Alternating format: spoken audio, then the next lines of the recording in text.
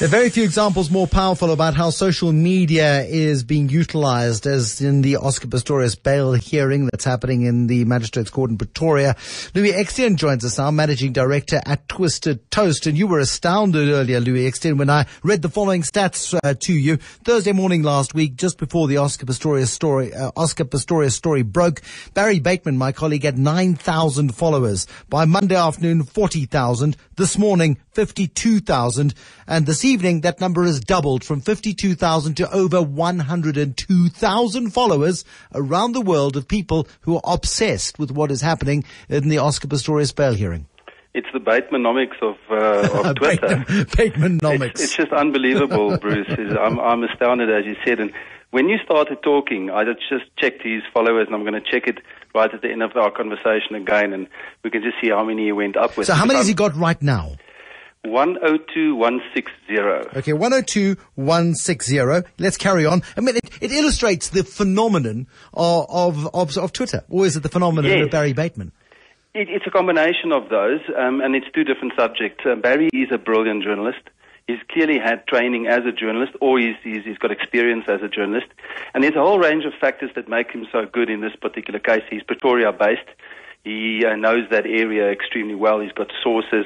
He doesn't mind going to where the story is. There's a whole bunch of stuff that makes Barry a brilliant news reporter. And the second thing, and that's what's interesting, is he knows how to use Twitter.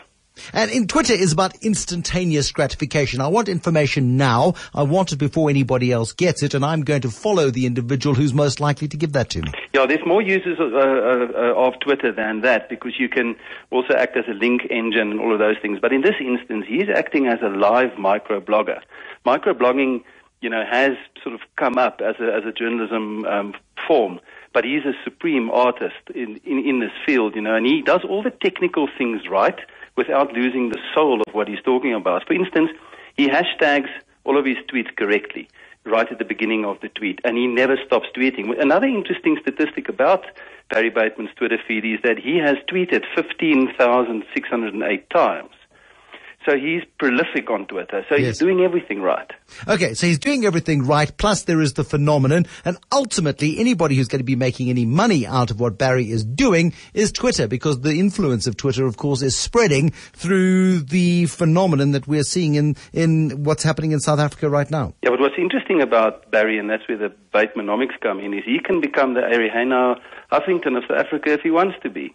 Because if he extends this across other digital platforms that are free or almost free to set up, and if he can create his own sort of media, smallish sort of micro media enterprise, he can earn money from that directly. And that's where the big difference is between now and even as recent as 2 years ago. An individual journalist can become a enterprise on their own using social media. Don't tell his boss. Louis, we started the conversation. Barry had 102,160 followers. How many has he got now?